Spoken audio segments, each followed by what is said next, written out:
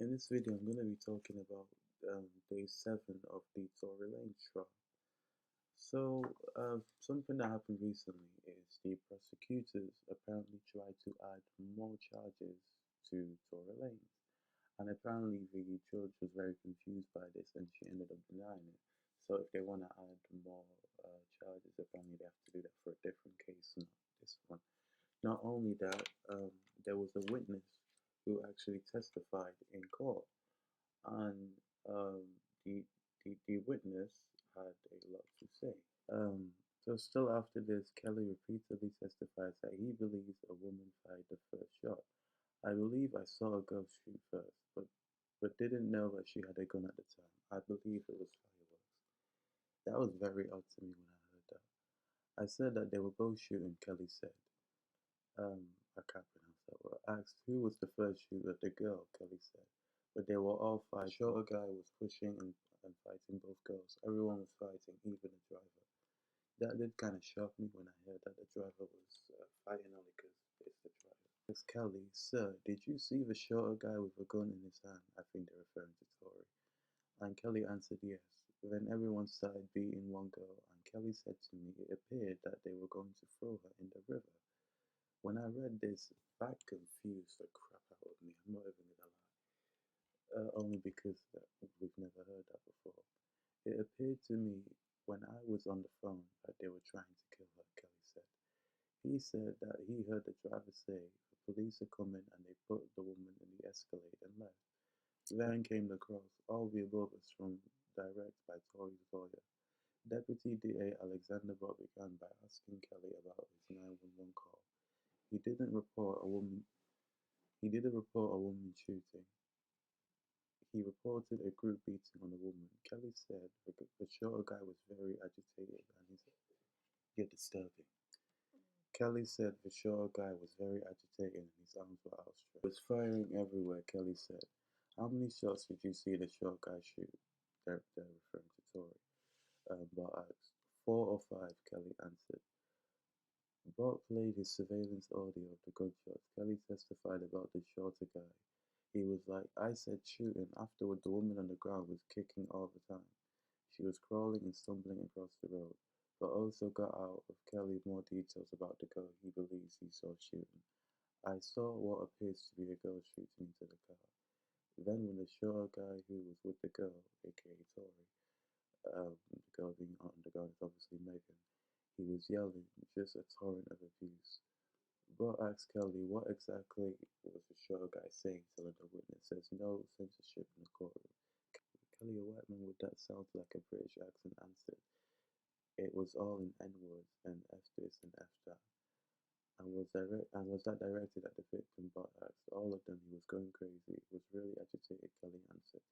Kelly said the same thing about Tory in the cross. He was highly agitated, shouting lots of swearing. Still, Kelly testified again. I believe the girl fired the first shot. Bott asked, did you seem odd to you? Like the defense investigators started recording after he already made several statements, Kelly answered.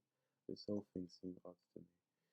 Another thing about Kelly, he said, his concern that night was his son and not the people outside, and that this was dramatic. Some of what he said, the jurors may know isn't true. The inside of the Escalade was not shot up, but his testimony became a real wild card for his defense. So reading all of that was a lot. I did hear a lot of details that even I was not aware of. All of these tweets that I just read was from someone who was actually in court. I'm going to play a clip from a lawyer expert who was also in court. Meg's hairstylist, EJ, testified. Let me catch you up on what went on with him. It was a very, very interesting testimony from him. First of all, I'm 6'4". This guy's like 6'5". Huge presence, heels. He's like clicking, stomping through the courtroom. He had beautiful flowing hair down to like his belly button, bright pink suit on, amazing presence. And then the scene that he walked into. So we had lunch, and then we come back from lunch, and like 30, 45 minutes goes by. The judge isn't there. The lawyers aren't there. Everybody's very confused what's going on. Well, what's going on is nobody had ever heard what EJ had to say before. And so the lawyers and the judge were in the back going over with EJ to make sure his testimony is appropriate to present to the jury. Now, when he comes out, the defense attorney presents him as their witness. He's the defense's first witness. defense attorney explains to the jury that nobody has ever spoken to him. The police have never interviewed him. No one knows what he's going to say. There was a moment where the question is asked to EJ, hey, at some point in the night, did something happen to Meg that gave you concern? And EJ lets out a big sigh. And he's like, yes. And we were on the edge of our seat, like, what is he about to say? Then he's like, her wig started slipping. And then he's like, yo, her wig started slipping. I went to her. I was like, yo, we got to fix this wig. We tried to fix it, and then it started slipping some more. We went to the bathroom. In the bathroom, we realized this wig cannot be fixed, and we were ready to go. The rest of his testimony, let me take you what he went. First off, amazing witness, great presence, believe everything he said. I'd said that about Kelsey in the morning. By the afternoon, nobody believed anything Kelsey said. The whole day, EJ testified. The whole day, everybody believed what everything EJ said, if you ask me. So EJ testified. They get there. They check into their room. Kelsey goes, starts playing Pong. Meg changes, comes down. She's playing Pong. Everybody starts drinking. Defense attorney, hey, how much did they drink? He's like, a lot.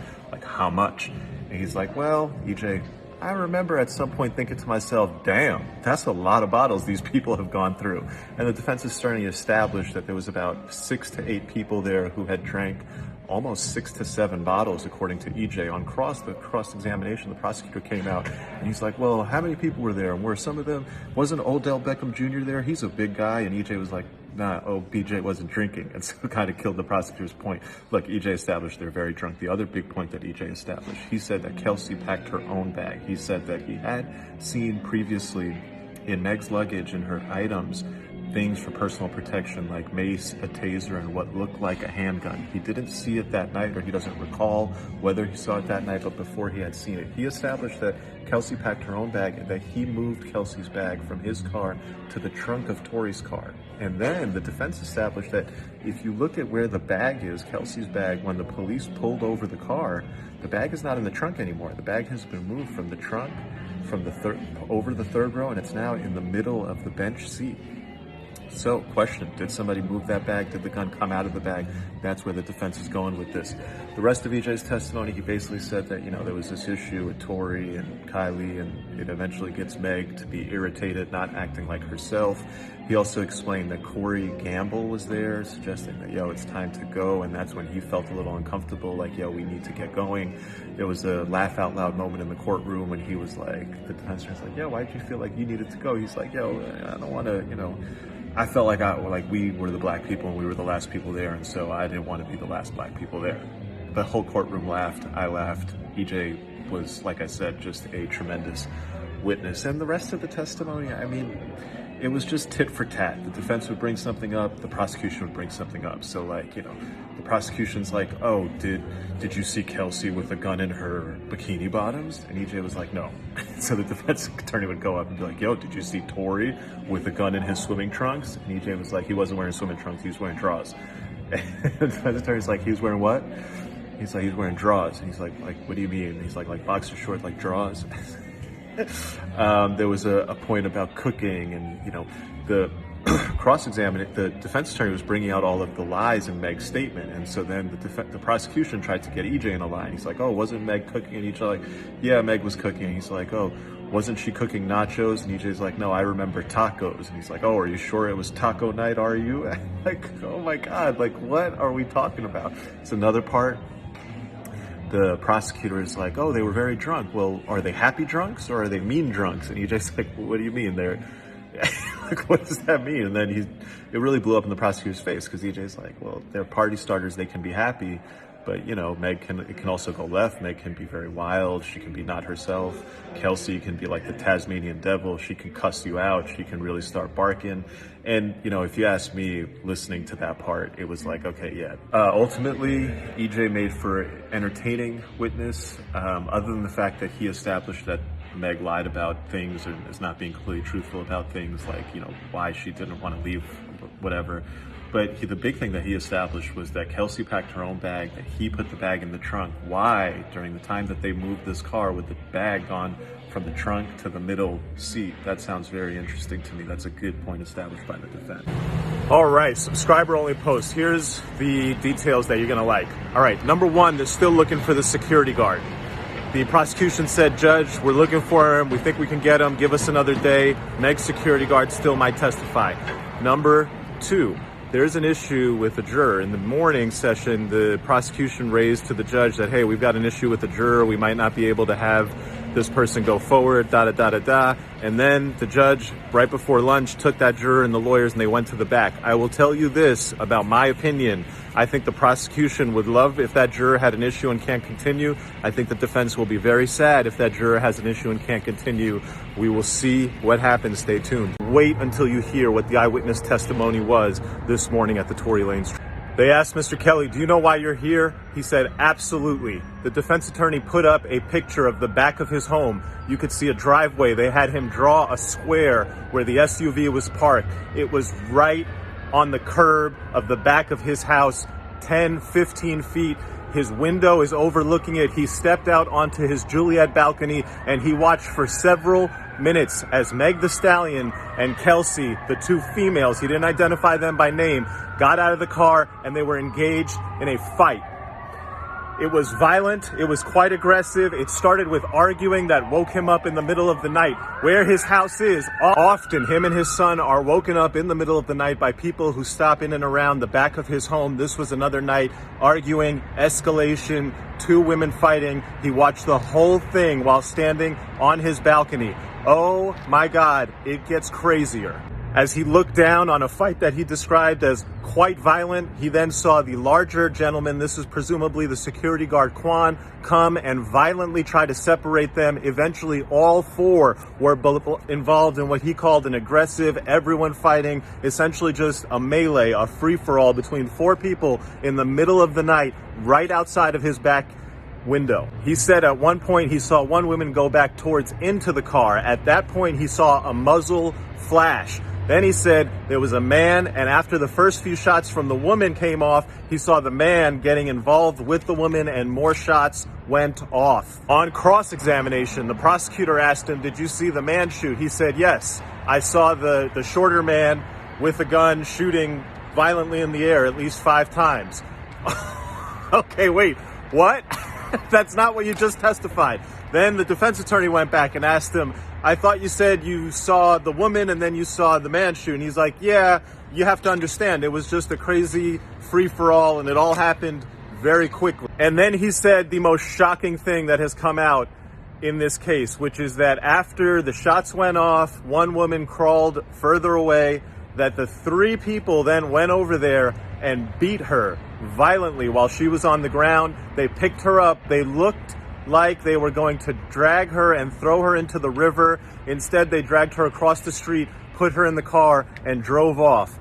The prosecution, we're on lunch, the prosecution is going to come back, and basically they're trying to build the case that this witness is lying because he's intimidated by the defense, that he never said anything about the muzzle flash going off near Kelsey, and now he's saying all this because he's scared of telling the truth. We'll see how that comes out on direct. Here's a fact, though. He has been consistent about a couple things. One, the 2 women were outside that car fighting for several minutes.